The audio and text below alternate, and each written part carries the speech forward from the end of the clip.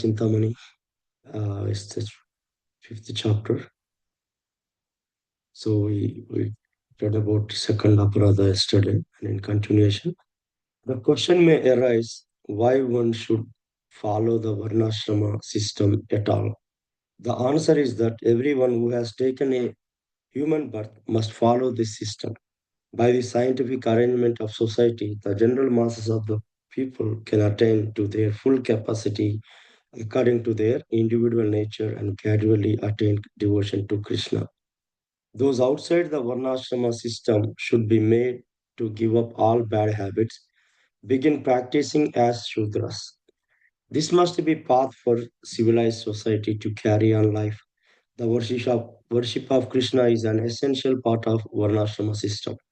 If the four Varnas carry out life according to the rules of their particular caste but do not worship Krishna, then they simply go to hell. Particularly, the Grihastha must follow the rules of his Varna in performing his worldly activities of raising family and relating with the rest of society.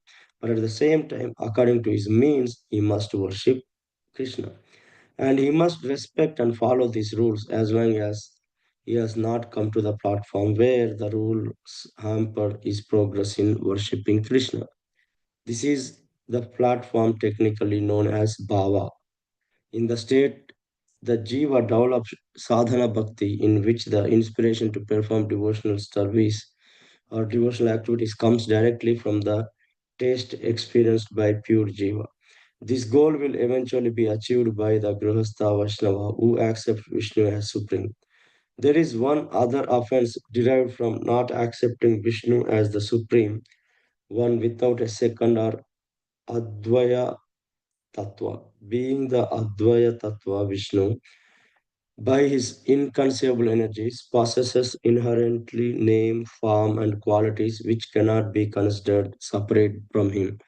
To consider the name, etc., as different from the Lord is to consider the Lord and the name on a material level.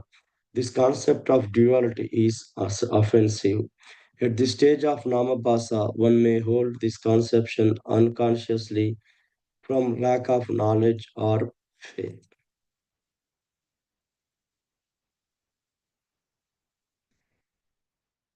At the stage of Namabhasa, one may hold this conception unconsciously from lack of knowledge or faith, but it is impossible to hold this conception at the stage of Prema. This anartha can be removed by mercy of the bona fide Guru, who will guide the practitioner in sadhana bhakti so that Shuddha Nama, the pure name, is revealed. By material speculation, one can bring about this concept of duality in the Lord, and it can become a serious offense which is difficult to remove. Thus, in the case of the Mayavadis, holding to this concept is an aparadha. The Mayavadis claim that the impersonal Brahman is the supreme truth without variety, character, or energies, without form or beauty, without change or activity, simply pure existence. For them, the name and form of Vishnu are creations of Maya, the material energy of illusion. When a person can overcome illusion, then Vishnu simply merges into the impersonal Brahman, losing individual identity. This is all simply bad logic based on atheism. To claim that the supreme truth is without all inconceivable transcendental energies or is unable to possess character is madness. There may be some confusion of what to call the supreme truth or supreme truth Brahman or Vishnu, but in either case, the highest realization must be God with energies and personality. This is Vedic conclusion. Actually, Vishnu has both features in himself, Nirvishesha, Savishesha, without variety and with variety. This is possible by the inconceivable power of God, the Supreme Powerful. All opposites are assimilated without difficulty. By this inconceivable power, the Supreme one can exist with variety, beauty, and Leela. Of course, the Jiva, being naturally of small intelligence as a particle of God, cannot fully understand the nature of the Lord's inconceivable power. In the attempt to establish a concept of the supreme truth by his own intelligence, The Jiva takes shelter of material logic and accepts the secondary future of Lord or impersonal Brahman, which is a state of unity and peace as the supreme. By rejecting the lotus feet of Vishnu, who is worshipped by the higher beings or demigods, and by then being bound up in the stage of Brahman, he cannot distinguish what is good or bad for his own welfare. But a person who can understand the absolute truth can exist with the form and variety in pure transcendental state, can properly see that Vishnu. His name and qualities are all one and inseparable from him. This concept of Krishna with personality is actual knowledge. With this understanding, one can take to chanting the holy name, knowing that it is Krishna himself. Thus, one must avoid the offense of thinking materially that Vishnu and his name, form, etc. are different, and thinking that the other living entities, such as demigods, have existence separate from Vishnu. To summarize, whoever is solely devoted to Krishna simply worship Krishna and give up all other worship. He does not criticize the demigods or scriptures which support the worship of demigods, but respect the demigods as the servants of Krishna. Some scriptures may establish demigods as supreme to establish belief in different categories of human beings. In order to raise them through the regulation to the point coming to faith in Krishna and Bhakti, the true Vaishnava will see the function of the demigods and their respective pictures in proper perspective. Criticism of Krishna's servants, the demigods, is also an offense. Since it is obligatory for householder to worship the demigods according to his taste, he will worship the demigods and forefathers by offering the remnants of the Lord Krishna. Similarly, when the devotee see the murti of a demigod, he will pay respect to the demigod. Seeing the demigod as Vaishnava, however, the devotees will not accept the prasad remnants of an offering that a Mayavadi has made to Vishnu.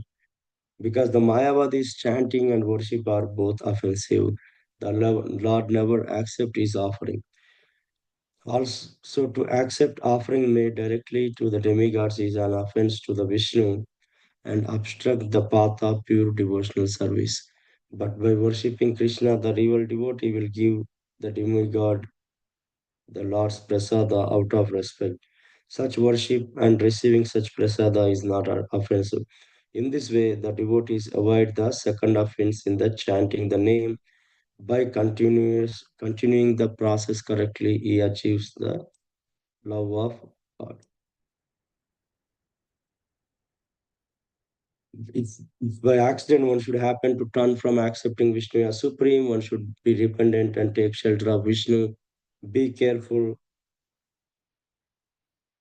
not to commit this offense again. By remembering Krishna, by remembering his name, chanting his name, offense will disappear. According to the Vedic literature, there is no Paschita reformatory process or atonement more effective than this. This is because Lord is the ocean of mercy and the ocean of forgiveness. Similarly, the devotees also forgives past faults.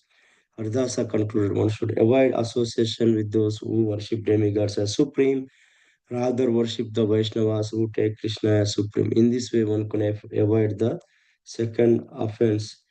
Uh, for one who performs his devotions at the feet of Haridasa, the touchstone of the holy name, the name becomes very life and soul. So I think we completed this, second offense, like this chapter.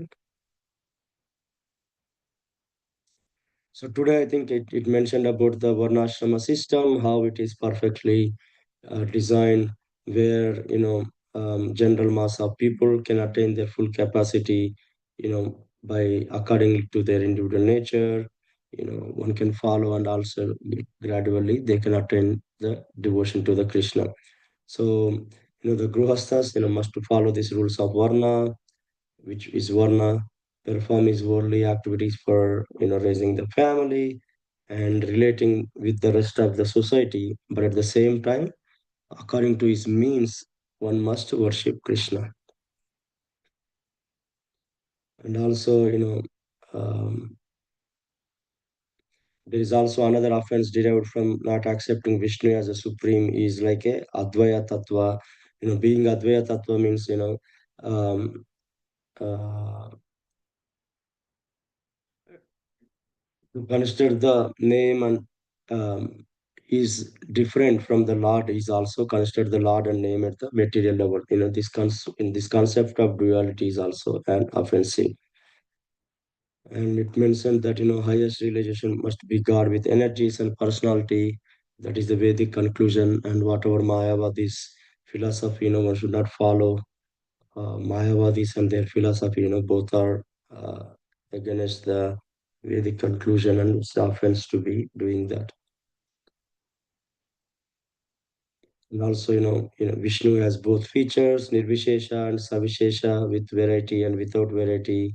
And only with the inconceivable power, the Supreme Personality can exist with variety, beauty, and Leela. So it's hard for us to,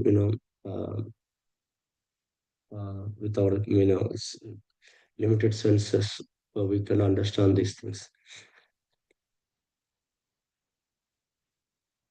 And also, it says that, one can respect the demigods as the servants of Krishna, but, we cannot worship demigods as the supreme. I think that is the difference we have to understand. And Krishna's servants of, criticizing the demigods is also an offensive because we have to treat Krishna's servant demigods with a respect. And so I think by worshipping Krishna and real devotees give the demigods the Lord's prasad out of respect, that is not offensive. In this way, devotees avoids second offense in chanting the name by continuous process correctly, and he achieves the love of God. I think with this we can stop.